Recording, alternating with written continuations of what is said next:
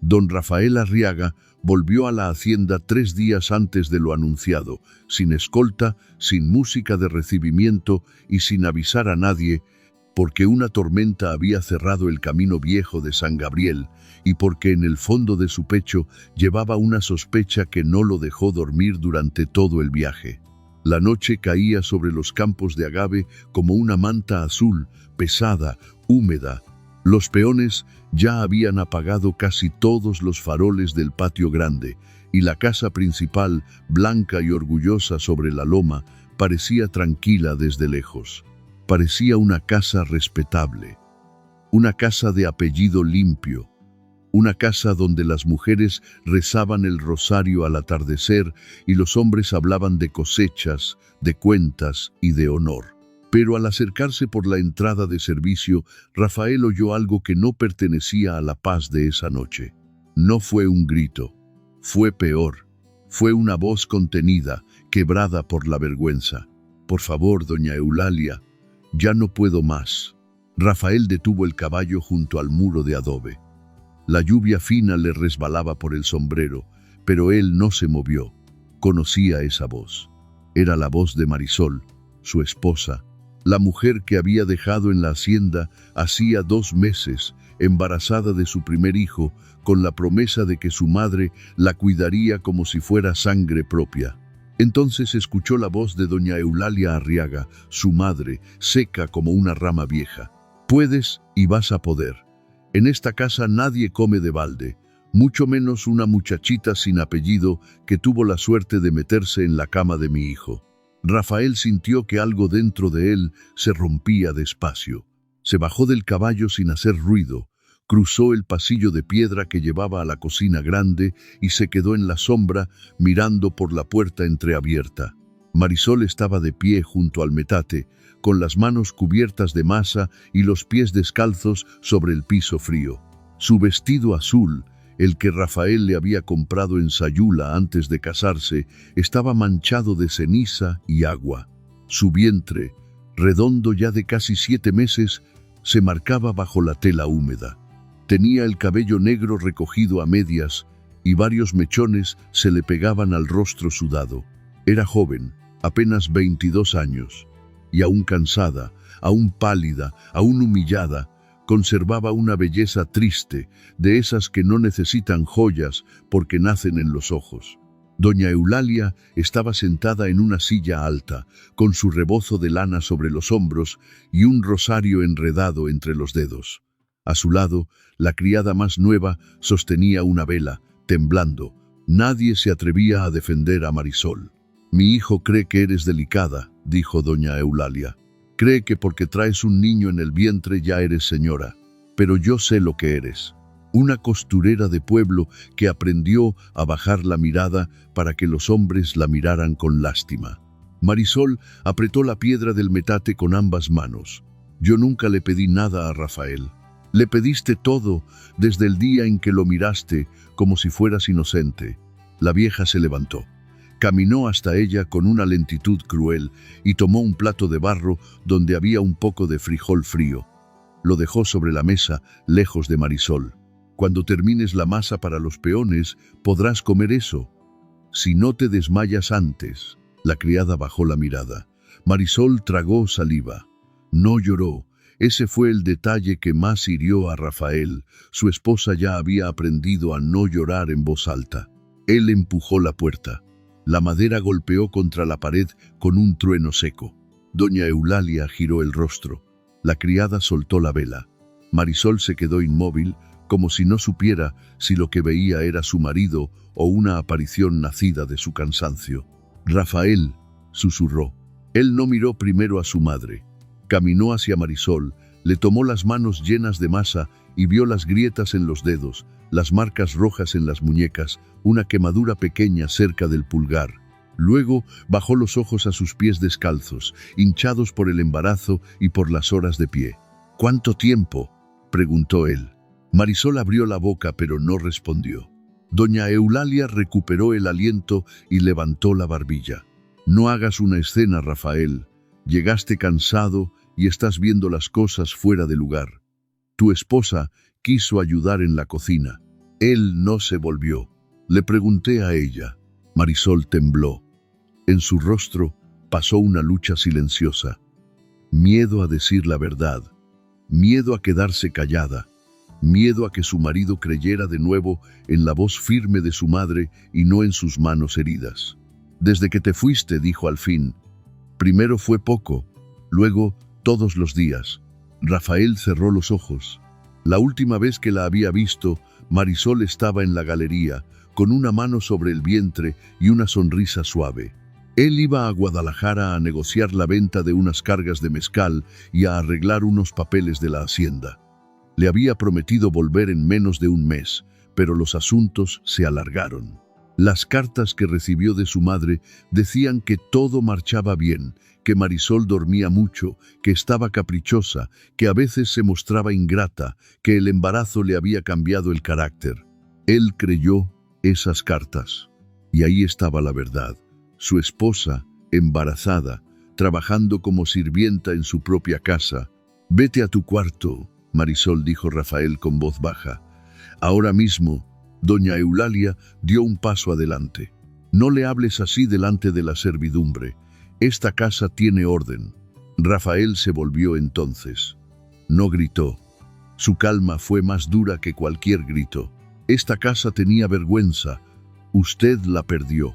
La vieja abrió los ojos, herida no por la culpa, sino por la desobediencia.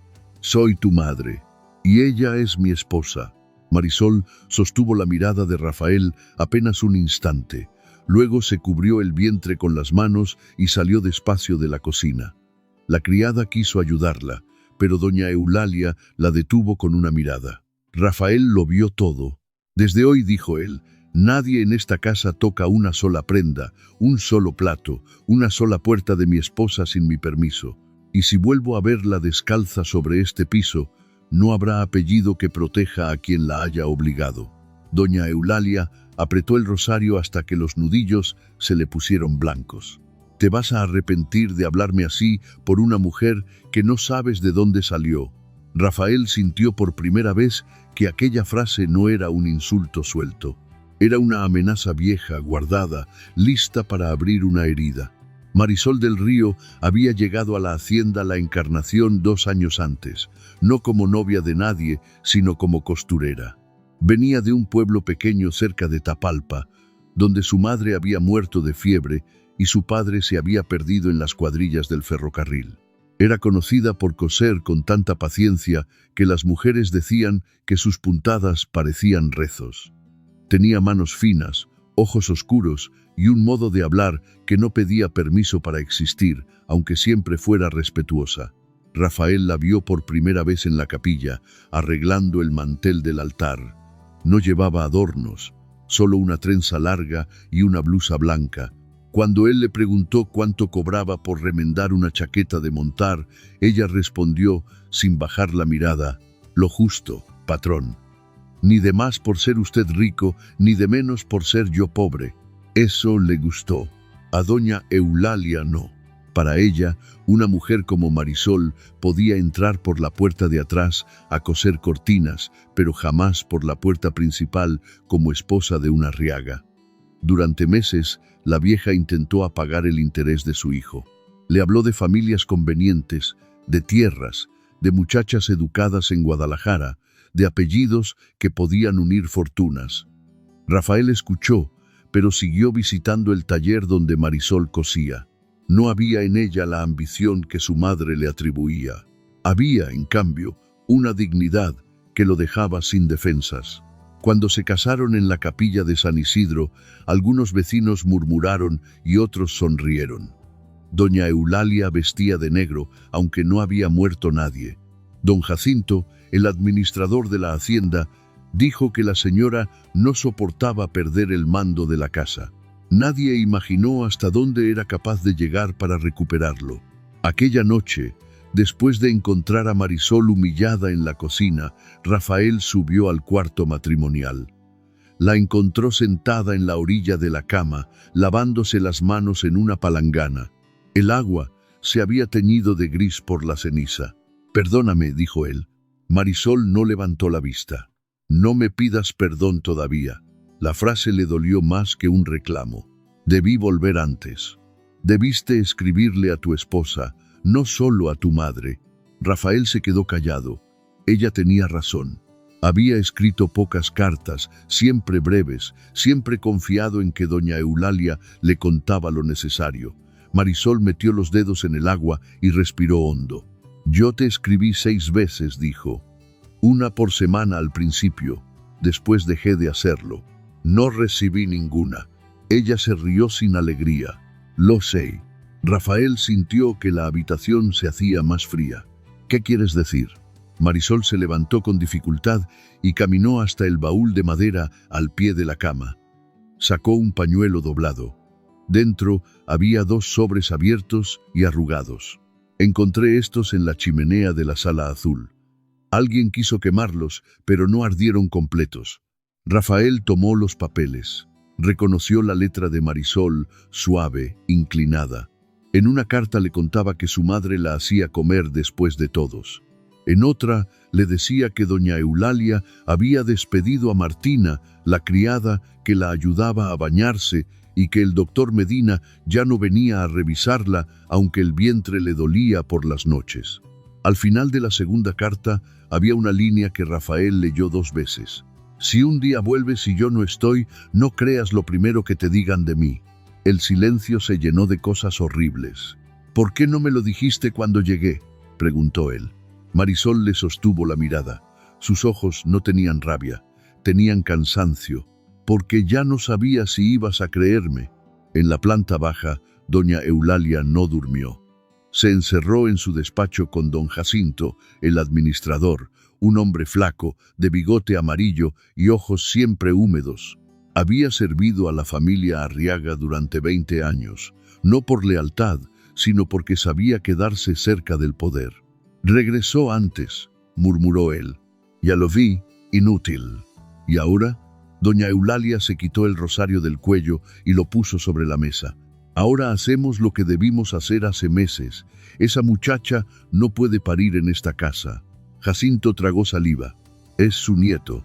La vieja lo miró como si hubiera dicho una vulgaridad. Mi nieto será quien yo decida que sea heredero. No un niño nacido de una costurera que embrujó a mi hijo. Rafael no la dejará salir. Rafael todavía cree que las pruebas tienen que verse para existir. Doña Eulalia abrió un cajón y sacó un sobre sellado. Mañana irá a Sayula a revisar los cargamentos. Yo me encargaré de que tenga motivos. Tú prepararás el carruaje pequeño y buscarás a la partera de Atemajac, la que no hace preguntas si se le paga bien. Jacinto bajó la cabeza. ¿Y si la muchacha habla? Las mujeres pobres siempre hablan, lo importante es que nadie las escuche. Pero había alguien escuchando al otro lado de la pared. Se llamaba Petra, tenía 60 años y había trabajado en la Encarnación desde antes de que Rafael naciera. Era pequeña, encorvada, con las manos duras de lavar ropa y una memoria más limpia que cualquier libro de cuentas. Ella había visto a doña Eulalia sonreír en público y castigar en privado. Había visto cartas desaparecer. Había visto al doctor Medina salir pálido después de discutir con la señora. Y había visto a Marisol llorar en silencio mientras cosía ropa de bebé con retazos de sus propios vestidos. Petra no sabía leer, pero sabía cuándo una casa estaba a punto de cometer un pecado. A la mañana siguiente, Rafael encontró en su escritorio un telegrama de Sayula, un cargamento retenido, firmas urgentes, pérdidas si no acudía. Doña Eulalia apareció con su rostro de madre preocupada. «Tendrás que ir, hijo. Los negocios no esperan». Rafael observó el papel. Algo en la tinta le pareció fresco, demasiado fresco. Miró a su madre. «Enviaré a Jacinto. Jacinto no puede firmar por ti. Entonces perderemos dinero». Doña Eulalia parpadeó. «¿Vas a poner en riesgo la hacienda por los caprichos de tu esposa?» «No. Voy a quedarme porque mi esposa está enferma y porque anoche descubrí que en esta casa las cartas se queman antes de llegar». La vieja no cambió de expresión, pero Rafael vio cómo la sangre se le iba del rostro. No sé de qué hablas. Lo sabrá el juez de letras si hace falta. Doña Eulalia se acercó a él con voz baja. Ten cuidado, Rafael. Una mujer puede llorar muy bien cuando quiere mandar sobre un hombre. Tu padre también se dejó manejar por una cara bonita y mira cómo terminé yo, defendiendo sola lo que otros desperdiciaron. Mi padre murió hace 10 años, dijo él. No lo use para justificar su crueldad. Tu padre murió débil porque confundía compasión con gobierno. Rafael entendió entonces algo que nunca había querido ver. Su madre no protegía el apellido por amor. Lo protegía porque el apellido era el trono desde donde podía castigar al mundo. Ese día mandó llamar al doctor Medina. El médico llegó al anochecer, nervioso, con el sombrero entre las manos. Revisó a Marisol en presencia de Rafael y al tocarle el pulso, frunció el ceño. Está agotada, desnutrida, con los pies inflamados. Necesita reposo absoluto, caldo, leche, fruta y nada de esfuerzos. Rafael miró al médico. ¿Cuándo fue la última vez que la revisó? Medina miró hacia la puerta, como si la sombra de doña Eulalia pudiera morderlo. Hace varias semanas. Mi madre dijo que usted venía cada martes. Doña Eulalia me pidió no regresar. Marisol cerró los ojos. ¿Por qué? El médico se quitó los lentes. Dijo que la señora joven exageraba, que no quería alimentar chismes, que una hacienda no debía mostrar debilidad, pero yo dejé instrucciones. ¿A quién?, preguntó Rafael. A don Jacinto. Rafael no necesitó más. Esa noche hizo cerrar el despacho del administrador y revisó los cajones con Petra como testigo. Encontró cuentas alteradas, recibos firmados por proveedores que Marisol nunca había visto, y una libreta donde Jacinto anotaba pagos extraños a una partera, a un cochero y a un hombre llamado Tomás Lira, escribiente del correo. En el último cajón había un paquete de cartas atado con hilo rojo. Todas eran de Marisol. Rafael las leyó de pie, una tras otra, mientras el farol temblaba sobre la mesa. En la primera, Marisol le contaba que el niño se movía cuando sonaban las campanas. En la segunda, le pedía que volviera pronto porque doña Eulalia no la dejaba comer con él en espíritu, ni siquiera en la mesa. En la tercera, la letra era más irregular. Decía que había sentido un dolor fuerte después de cargar canastas de ropa. En la cuarta, escrita con manchas de lágrimas, suplicaba: «No permitas que nazca lejos de ti». Rafael dobló esa carta con manos temblorosas. Petra, parada junto a la puerta, dijo lo que nadie se atrevía. La señora quería sacarla antes del parto. Rafael se volvió. «¿Usted lo sabe?» «Lo oí». «¿Por qué no habló antes?» La vieja Petra bajó la cabeza, avergonzada. «Porque una criada vieja tiene miedo, patrón, pero el miedo también se cansa». Rafael fue al cuarto de su madre con las cartas en la mano. La encontró rezando frente a una virgen de madera. Doña Eulalia no se sorprendió. Solo terminó la oración y se persignó. «¿Vienes a juzgarme? Vengo a preguntarle por qué». La vieja se levantó despacio. «Porque esa muchacha no pertenece aquí. Es mi esposa. Es tu debilidad. Está embarazada de mi hijo, precisamente». Rafael la miró como si por fin viera a una desconocida. «Usted planeaba llevársela. Planeaba salvarte». «¿De mi propio hijo?» Doña Eulalia dio un golpe con la mano sobre el tocador. «De perderlo todo. Tú no entiendes lo que se necesita para sostener una hacienda. Los peones te sonríen, los vecinos te adulan, los políticos te prometen protección, pero todos esperan verte caer. Y tú, en vez de casarte con una mujer de tu clase, trajiste a una costurera que puede llenar esta casa de parientes hambrientos. Marisol no tiene a nadie. Por eso mismo, una mujer sin familia inventa una dentro de la casa ajena». Rafael no gritó. Había cruzado una línea interior donde la rabia se volvía piedra. «Desde este momento no decidirá nada sobre mi esposa, ni sobre mi hijo, ni sobre esta hacienda. Mañana entregaré las cuentas de Jacinto al juez». Doña Eulalia sonrió apenas. «Hazlo». Y cuando tu esposa desaparezca de todos modos, recuerda esta noche. Él sintió un frío brutal. ¿Qué hizo? La vieja no respondió. En ese instante, desde el pasillo, se oyó un golpe. Luego la voz de Petra, desesperada. «Patrón, la señora Marisol». Rafael corrió. El cuarto matrimonial estaba vacío. La ventana del balcón se movía con el viento. Sobre la cama quedaba el rebozo azul de Marisol y en el piso, cerca de la puerta, había una taza rota con restos de atole. Rafael tomó la taza y olió un aroma amargo que no pertenecía al maíz. Durante las siguientes horas, la hacienda se volvió un hormiguero de lámparas y voces. Los peones buscaron entre los corrales, en el camino del río, en la capilla, en el cuarto de costura. Nadie encontró a Marisol. Un mozo juró haber visto el carruaje pequeño salir por el camino viejo antes de la medianoche, conducido por Jacinto. Rafael ensilló su caballo con las manos ardiendo. Doña Eulalia apareció en el patio, envuelta en su rebozo negro. «No hagas un escándalo». Si ella se fue, tal vez por fin mostró lo que era. Rafael se acercó tanto que la vieja retrocedió. «Si le pasa algo a mi esposa o a mi hijo, no habrá iglesia, apellido ni tumba familiar donde pueda esconderse de mí». Salió bajo la lluvia con 4 hombres. Siguieron las huellas del carruaje hasta el arroyo, pero el agua había borrado el rastro. Cerca de una barranca encontraron una cinta azul que Marisol usaba en el cabello y una mancha oscura sobre una piedra. Rafael se arrodilló y tocó la cinta como si fuera una reliquia. Buscaron 3 días. Al cuarto apareció Jacinto muerto en el fondo de un barranco, con el cuello roto y una bolsa de monedas atada al cinto. Del carruaje no quedaba más que una rueda partida. No había señales de Marisol. El juez de letras escribió en su informe que probablemente la señora joven había caído al río durante un intento de huida. Doña Eulalia vistió de negro otra vez, esta vez con una solemnidad que engañó a medio pueblo.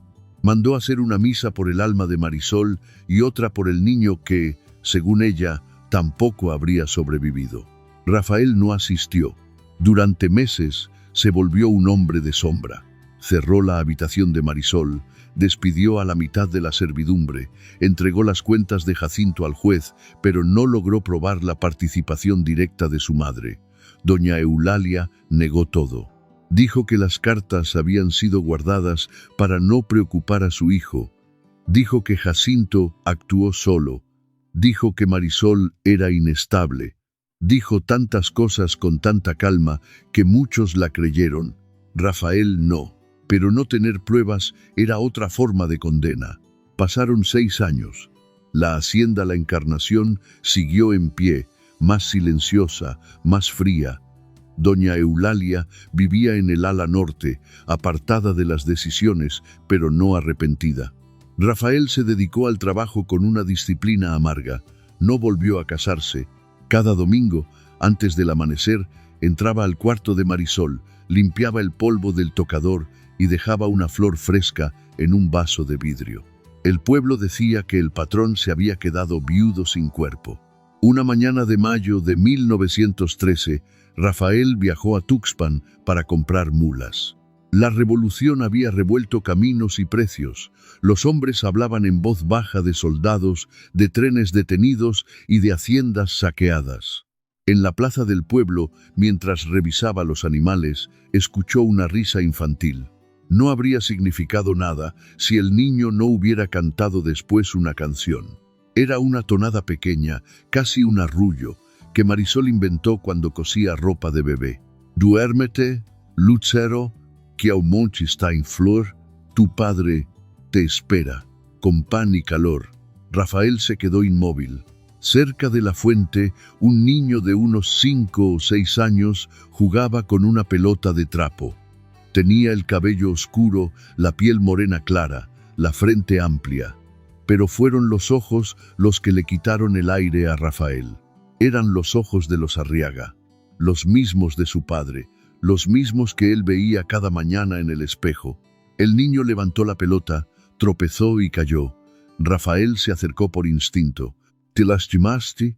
El niño lo miró sin miedo. No, mi mamá dice que los hombres no deben llorar por una rodilla, solo por una mentira. Rafael sintió que el mundo se inclinaba. ¿Cómo te llamas? Mateo. ¿Y tu mamá? El niño señaló hacia un portal donde una mujer vendía bordados y camisas remendadas. Rafael volvió el rostro. Al principio no la reconoció, porque el dolor cambia a las personas sin pedirles permiso. Estaba más delgada. Llevaba un vestido sencillo, color crema y un rebozo gris. Su cabello seguía siendo negro, recogido con una trenza baja. Tenía una pequeña cicatriz junto a la sien izquierda y la mirada de alguien que ha sobrevivido no por suerte, sino por terquedad. Marisol. Ella también lo vio. La aguja que sostenía cayó sobre la mesa. Durante unos segundos, ninguno de los dos se movió.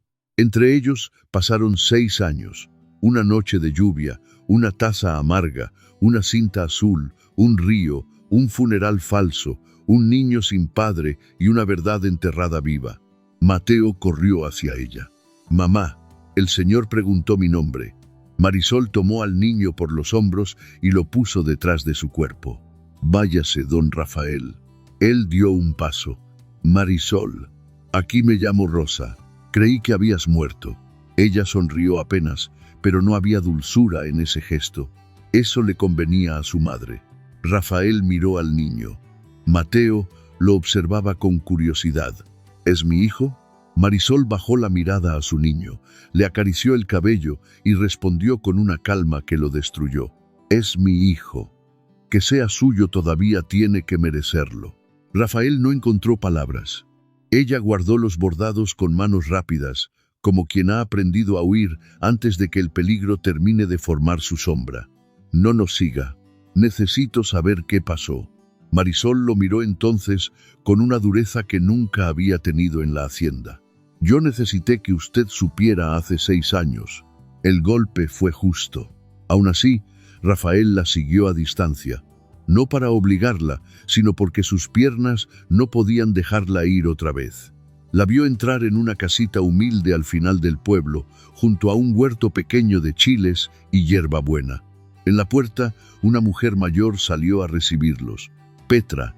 Rafael se quedó sin aliento. La vieja criada lo vio y no se sorprendió. «Tarde llegó», patrón dijo, pero llegó. Dentro de esa casa de adobe, con techo bajo y olor a caldo, Rafael escuchó la verdad. Petra contó que aquella noche, cuando Marisol bebió el atole, empezó a marearse. Doña Eulalia había ordenado a Jacinto sacarla de la hacienda antes del amanecer. Pero Petra, desconfiada, había cambiado parte del atole por agua simple cuando nadie miraba. Eso salvó a Marisol de perder el conocimiento por completo. En el camino, el carruaje se atascó cerca del arroyo. Jacinto discutió con el cochero. Quiso arrastrar a Marisol hacia otro vehículo que esperaba más adelante, pero ella despertó, forcejeó y cayó. Petra, que los había seguido con un mozo fiel, logró sacarla entre los matorrales antes de que Jacinto regresara. «Yo le dejé la cinta azul cerca del barranco», confesó Petra, «para que creyeran que el río se la llevó. Si no, la señora no habría dejado de buscarla». Marisol escuchaba en silencio. Mateo dormía en un petate, abrazado a su pelota. «¿Por qué no me buscaste?», preguntó Rafael, con voz rota. Ella lo miró como se mira a alguien que todavía no entiende el tamaño de su culpa. «Porque estaba pariendo en una casa prestada, con fiebre, sin saber si mi hijo viviría. Porque su madre tenía dinero, hombres, juez y apellido. Porque usted, cuando yo le escribí, no me respondió. Porque si volvía, podían quitarme a mi niño diciendo que yo estaba loca, y porque el amor, Rafael, no sirve de refugio cuando llega siempre tarde». Él agachó la cabeza. «Tienes razón». Marisol pareció sorprendida. Tal vez esperaba excusas, defensa, promesas de esas que los hombres ricos usan como mantas limpias para cubrir heridas sucias. Pero Rafael no se defendió. «No vengo a pedir que regreses conmigo», dijo. «No tengo derecho. Vengo a pedirte que me permitas probar la verdad. Tu nombre no puede seguir enterrado. Mi nombre vive con mi hijo. También debe vivir donde intentaron mancharlo. Petra se acercó a la mesa y puso sobre ella una caja pequeña de hojalata. Guardé cosas. Dentro estaban las pruebas que el tiempo no había logrado destruir. Un frasco con restos del polvo amargo que Petra recogió de la cocina. Una carta firmada por Jacinto donde hablaba del pago a la partera. Un pedazo de tela del vestido de Marisol manchado con el atole. Y lo más importante, una nota escrita por doña Eulalia a Jacinto, con instrucciones claras de llevar a la muchacha lejos de la Encarnación antes del nacimiento. Rafael leyó la nota y sintió náuseas. Con esto basta, dijo. Marisol negó. No basta con papeles. Su madre siempre encuentra quien dude de los papeles. Rafael miró a Mateo dormido. Entonces que sea ante todos. La noticia de que Rafael Arriaga había encontrado viva a su esposa corrió más rápido que el viento seco de junio. En la Encarnación, doña Eulalia recibió el rumor sentada en su sala, con una taza de chocolate que no llegó a beber. Por primera vez en años, sus manos temblaron. Cuando Rafael regresó a la hacienda, no volvió solo. Venían con él Marisol, Petra, el doctor Medina, el juez de letras de Tuxpan, el párroco de San Isidro y 2 antiguos peones que habían visto salir el carruaje aquella noche. Mateo venía tomado de la mano de su madre, mirando los muros blancos como si entrara en un cuento del que nunca le habían hablado. Los trabajadores dejaron sus labores. Las mujeres de la cocina se asomaron. Los hombres del campo se quitaron el sombrero. Todos recordaban a Marisol, aunque muchos habían fingido olvidarla para no tener problemas. Doña Eulalia salió al patio vestida de negro, erguida como una estatua. ¡Qué espectáculo tan bajo!, dijo. Traer a una mujer perdida a ensuciar la casa. Marisol no bajó la mirada. Llevaba un vestido sencillo, de manta limpia, con bordados azules en el cuello. No llevaba joyas, no necesitaba ninguna. No vine por su casa, doña Eulalia dijo. Vine por mi nombre. La vieja miró al niño. Por un segundo, su rostro se quebró. No por ternura, por reconocimiento. Mateo tenía los ojos de los Arriaga, y eso era una prueba que ni su orgullo podía borrar. Ese niño puede ser de cualquiera, dijo. Rafael dio un paso adelante. Cuidado, te han engañado otra vez, hijo. No me llame hijo para mentirme. El juez pidió que se leyeran los documentos. En el patio grande, donde antes se bendecían cosechas y se celebraban compromisos, se fueron abriendo las pruebas una por una. La nota de doña Eulalia, los pagos de Jacinto, el testimonio del doctor Medina, las cartas de Marisol escondidas, la declaración de Petra, el registro de la partera que había sido contratada para recibir a una mujer sin nombre lejos de la hacienda. Doña Eulalia negó todo al principio. Luego culpó a Jacinto. Después dijo que lo hizo para proteger a Rafael. Al final, cuando ya no quedaba sombra donde esconderse, dijo la verdad sin pedir perdón. Sí, quise sacarla y lo volvería a hacer. Esa mujer no era digna de esta casa. Un murmullo de horror recorrió el patio. Marisol apretó la mano de Mateo. Rafael sintió una vergüenza tan profunda que apenas pudo respirar. Pero fue Mateo quien, sin entender del todo la gravedad de los adultos, miró a la vieja y dijo: «Mi mamá sí es digna. Ella nunca habla mal de usted, aunque llora cuando cree que estoy dormido». Nadie dijo nada. Hasta doña Eulalia pareció envejecer 20 años en ese silencio. Rafael se quitó el sombrero y se volvió hacia Marisol.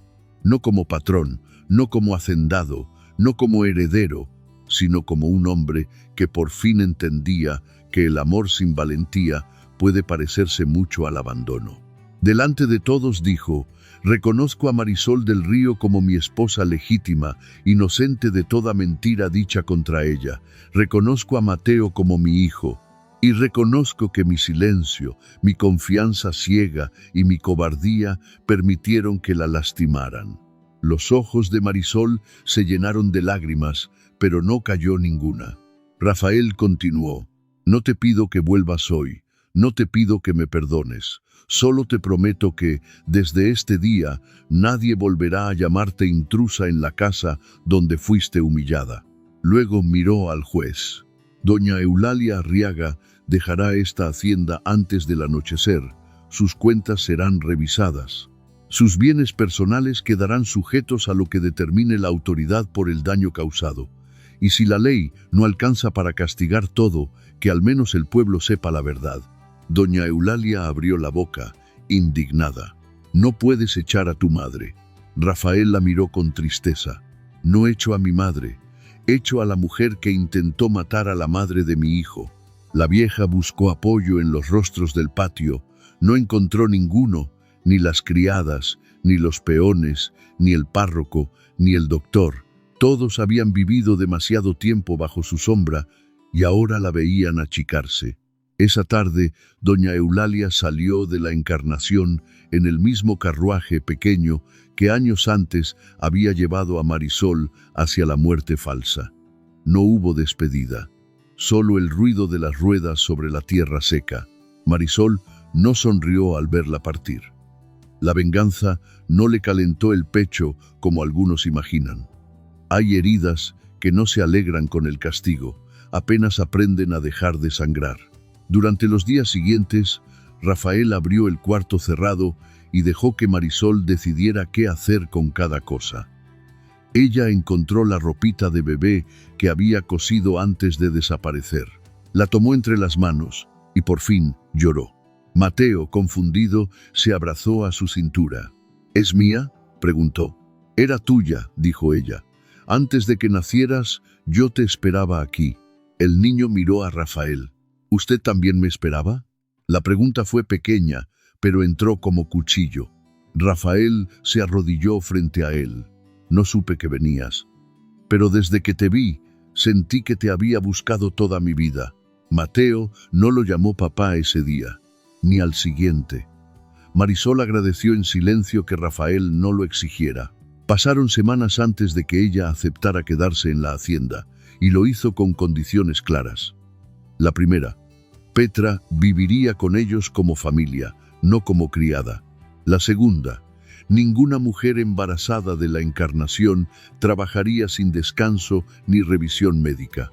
La tercera, parte de las ganancias del agave se usarían para abrir una casa de ayuda en el pueblo, donde mujeres solas pudieran recibir comida, costura, atención y consejo sin deberle favores a ningún patrón. La cuarta fue la más difícil para Rafael. Él tendría que contarle la verdad completa a Mateo cuando el niño tuviera edad para comprenderla sin suavizar su propia falta. Rafael aceptó todo, no porque quisiera comprar perdón, sino porque al fin entendía que el perdón no se compra. Se construye despacio, con actos pequeños, repetidos, humildes. La casa cambió. No de un día para otro, porque ninguna casa donde hubo miedo aprende a respirar tan rápido. Pero cambió. En la cocina volvió a haber risas. En la galería, Marisol puso macetas de geranios. En el antiguo despacho de doña Eulalia, se instaló un cuarto de costura con 3 máquinas nuevas, donde las muchachas del pueblo aprendían a ganarse la vida. Sobre la puerta, Marisol mandó bordar una frase en tela blanca. Ninguna mujer pierde su dignidad porque otros intenten quitársela. Rafael pasaba algunas tardes sentado cerca de Mateo, enseñándole a tallar madera o a reconocer las nubes que anunciaban lluvia. El niño lo escuchaba con atención, todavía prudente. A veces le decía, «Don Rafael», a veces solo «Señor». Una tarde, mientras caminaban entre los agaves, Mateo tropezó y Rafael lo levantó antes de que cayera. «Gracias, papá», dijo el niño sin pensarlo. Los dos se quedaron quietos. Mateo se puso rojo, como si hubiera dicho algo prohibido. Rafael no lo abrazó de inmediato. Miró hacia la casa, donde Marisol los observaba desde la galería. Ella tenía los ojos húmedos. No sonrió mucho, apenas lo suficiente para darle permiso al mundo de seguir. Entonces Rafael abrazó a su hijo. Al caer la noche, Marisol entró al cuarto donde años atrás había escrito cartas que nadie le entregó. Sobre el escritorio había papel nuevo, tinta limpia y una lámpara encendida. Rafael se quedó en la puerta. «¿Puedo pasar?». Ella asintió. Él puso sobre la mesa el paquete de cartas antiguas, aquellas que habían sido robadas, escondidas, casi quemadas. «Las guardé», dijo, «no para abrir la herida, para que nunca volvamos a fingir que no existió». Marisol tocó los sobres con la punta de los dedos. «Durante años pensé que si volvía a verte, iba a odiarte». «¿Y me odias?». Ella tardó en responder. «No, pero todavía me duele». Rafael bajó la cabeza. «Lo sé. No quiero que me prometas que nunca volveré a sufrir. Eso nadie puede prometerlo. Entonces dime, ¿qué puedo prometer?». Marisol miró por la ventana. Afuera, Mateo corría detrás de una luciérnaga mientras Petra le gritaba que no pisara las hierbas recién plantadas. «Promete que si algún día alguien vuelve a hablar por mí, tú me preguntarás a mí primero». Rafael sintió que esa frase contenía todo: el matrimonio, la justicia, la herida, el futuro. «Lo prometo». Marisol tomó la pluma. No escribió una carta de amor, tampoco una queja. Escribió su nombre completo, despacio, con mano firme: Marisol del Río de Arriaga. Luego escribió debajo: «Madre de Mateo, esposa por voluntad, no por miedo, mujer viva». Y por primera vez en 6 años, el cuarto no pareció una tumba.